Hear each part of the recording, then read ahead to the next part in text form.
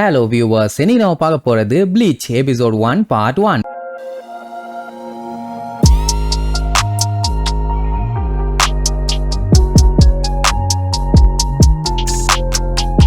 Open பண்ணா soul ரீப்பரான Rukhiya குச்சிக்கின்னு ஒரு பொண்ணை காட்டுறாங்க. அவ பாத்தீங்கன்னா இந்த கெட்ட ஆவிகள்லாம் சுத்திட்டு இருக்குமே அது எல்லாத்தையுமே போட்டு தள்ளுறதான் இவ வேலை. அவளால இப்ப ஸ்ட்ராங்கான ஒரு ஸ்பிரிட் எனர்ஜியை ஃபீல் பண்ண முடியுது. அதை ஃபாலோ பண்ணி போவான்னு வைங்களேன். அப்படியே கட் பண்ணா ஸ்கேட் போர்டு வச்சுட்டு சுத்திட்டு இருப்பானுங்களே ஜாலியா. அவனுக்கு கேங்கு கிட்ட நம்ம ஹீரோ இச்சிகோ பாத்தீங்கன்னா சண்டை போட்டுக்கிட்டு இருப்பான். ஏன்டா அப்படி அடிக்கிறேன்னு கேள்வி கேட்டா போட்டு மிதி மிதி மிதி மிதின்னு தரையில புதையற அளவுக்கு மிதிப்பான். இவன் தான் நம்ம ஹீரோ இச்சிகோ குரோசாக்கி. 15 வயசு தான் ஆகுது. கொஞ்சம் கோவக்கார பையதான். சரி எதுக்காக அவங்கள போட்டு அடிச்சுட்டு இருந்தான்னா அந்த இடத்துல பாத்தீங்கன்னா ஒரு பொண்ணு போன வாரம் ஆக்சிடென்ட் ஆகி இறந்துட்டா. சின்ன பொண்ணு தான். அவ ஆத்மா சாந்தி அடையணுங்கிறதுக்காக பூவை கொண்டு போய் அங்க வச்சிருந்தான். ஆனா இவனுங்க ஸ்கேட்டிங் விளையாடுறேன்னு அதை தட்டி விட்டானுங்க. அதுக்கு தான் அந்த அடி. தெரியாம தட்டிட்டோம் பானுங்க. விட மாட்டான். அடி பொலன்னு பொலந்துட்டு நாளைக்கு உங்களுக்கும் இதே மாதிரி தாண்டா நான் பூ வைப்பேன் அப்படின்னு முடிவு பண்ணிட்டானுங்க. இவன் நம்மள சம்பவம் பண்ணிடுவான். கண்டிப்பா செஞ்சாலும் செஞ்சிருவான்னு அங்க இருந்து விழுந்து அடிச்சு ஓடிடுவானுங்க. அதுக்கப்புறம் பின்னாடி திரும்பி இதுக்கப்புறம் அவனுங்க இங்க வரமாட்டானுங்க. நீ ஒண்ணு கவலைப்படாத, நான் உனக்காக புதுசா ஃப்ரெஷ்ஷா நாளைக்கு வேற ஃபிளார்ஸ் கொண்டு வரேன்பா. யாரை பார்த்து பேசிட்டு இருக்கான்னு பார்த்தா அந்த இடத்துல ஆக்சிடென்ட் ஆன பொண்ணோட ஆத்மா அங்க வந்து நின்னுட்டு இருக்கும். அதுகிட்ட தான் பேசிட்டு இருப்பான். அதாவது நம்ம பயலுக்கு இந்த மாதிரி ஸ்பிரிட்ஸ பாக்குற பவர் இருக்குது. அந்த பொண்ணு இந்த மாதிரி விரட்டினதுக்கு ரொம்ப ரொம்ப தேங்க்ஸ்.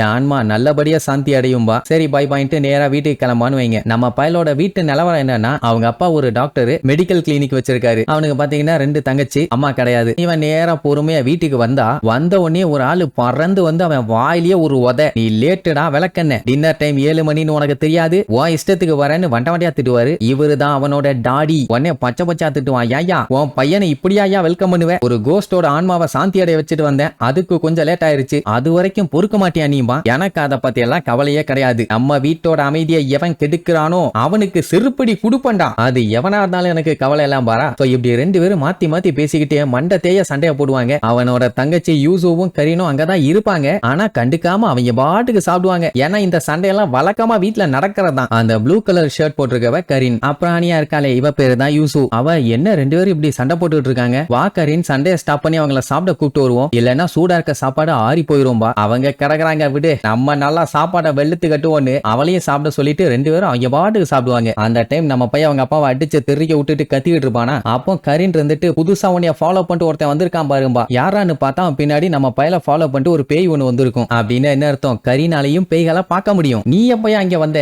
எவ்வளவுதான் உன்னை விரட்ட ட்ரை பண்ணாலும் என்னால முடியலையேன்னு புலம்பி தள்ளுவான். கரீன் பார்த்துட்டு இவன் பேய்ங்க கிட்ட மட்டும் நல்லா பாப்புலரா இருக்காம்பா. யூசுவால பேய்களை பார்க்க முடியாது, ஆனா ஃபீல் பண்ண முடியுது. கரீனுக்கு பாத்தீங்கன்னா பேய்ங்க மேல நம்பிக்கையே இல்ல, ஆனா அவளால பார்க்க முடியும். நம்ம இச்சிகோவோட டேடியால பேய்களை எல்லாம் பார்க்க முடியாது. அப்ப கரீன் இருந்துட்டு என்னால என்னதான் பேய்களை பார்க்க முடிஞ்சாலும் நான் இல்லன்னு சொன்னா பேய்ங்க இல்லன்னு தான் அர்த்தம் அப்படிங்கிற மாதிரி சொல்லுவா. பட் யூசுவால தெளிவாவே ஃபீல் பண்ண முடியுது. சரி இவங்க சண்டை அப்பாச்சும் முடிஞ்சுதான்னு பார்த்தா இன்னும் இல்ல. மறுபடியும் மண்டத்தையே சண்டை போட்டுட்டு இச்சிக்கோ சாப்பிடாம நான் தூங்க போறேன்னு கிளம்புவான். உடனே எல்லாம் அவங்க அப்பாவை பிடிச்சி பச்சையா திட்டுவாங்க. ஏன்னா பையன் சண்டை போட்டதுனால தானே சாப்பிடாம போயிட்டான். அவன் என்ன பண்ணுவா, நேரா ரூமுக்கு போய் அவன் பாட்டுக்கு படுத்துருவானா. இங்க அவன் தங்கச்சிங்க 2 பேரும் உங்களுக்கு வயசாயிருச்சு, உங்க பேச்சுவார்த்தை எல்லாம் சரியில்லை, நடவடிக்கைகள் எல்லாம் சரியில்லை, நீங்க அப்படி இருக்கீங்க இப்படி இருக்கீங்கன்னு குறை சொன்ன உடனே அவன் நேரா அவனோட ஒய்ஃபு கிட்ட போய் பாத்தியா நீ இல்லாததுனால என்னைய என்னென்னலாம் சொல்றாங்கன்னு என்னால முடியலவா அப்படின்னு புலம்பி தள்ளுவாரு. என்னன்னா அவங்க அம்மா இச்சிக்கோ 9 வயசுல இருக்கும் போதே இறந்துட்டாங்க. அப்ப கரீன் அந்த போட்டோவை பார்த்துட்டு முதல்ல இந்த கரும முடிச்ச போஸ்டர் தூக்கி தூர வீசணும், பார்க்கவே கஜா கன்றாவியா இருக்கும்பா. அப்படியே கட் பண்ண டிவில ஒரு பரபரப்பான நியூஸ். என்னன்னா ட்ரெயின் ஸ்டேஷனுக்கு பக்கத்துல இருக்க ஒரு பில்டிங்ல பயங்கரமான எக்ஸ்ப்ளோஷன். எப்படி அவ்வளவு பெரிய பிளாஸ்ட் ஆச்சு என்னன்னு ஒண்ணும் தெரியல. அதனால மக்கள்லாம் அங்க கொஞ்சம் பரபரப்பா தான் இருப்பாங்க. ஏன்னா ஏதோ ஒண்ணு பயங்கர சத்தத்தோட பில்டிங் மேல எல்லாம் விழுந்து பயங்கரமா கிராஷ் ஆயிருக்குது. என்னன்னு தெரியல. அதே நேரம் இச்சுக்கோ அப்பதான் ரூம் விட்டு வரான். வந்த உடனே அப்பா எங்க இருந்தா கேட்பான். அவர் ஏதோ மீட்டிங்க்கு போயிட்டாராமா. அப்போ டிவில அந்த நியூஸ் ஓடிட்டு இருக்கத பாப்பானா. என்னடான்னு பார்த்தா அந்த சம்பவம் இவங்க வீட்டுக்கு பக்கத்துல தான் நடந்திருக்குது.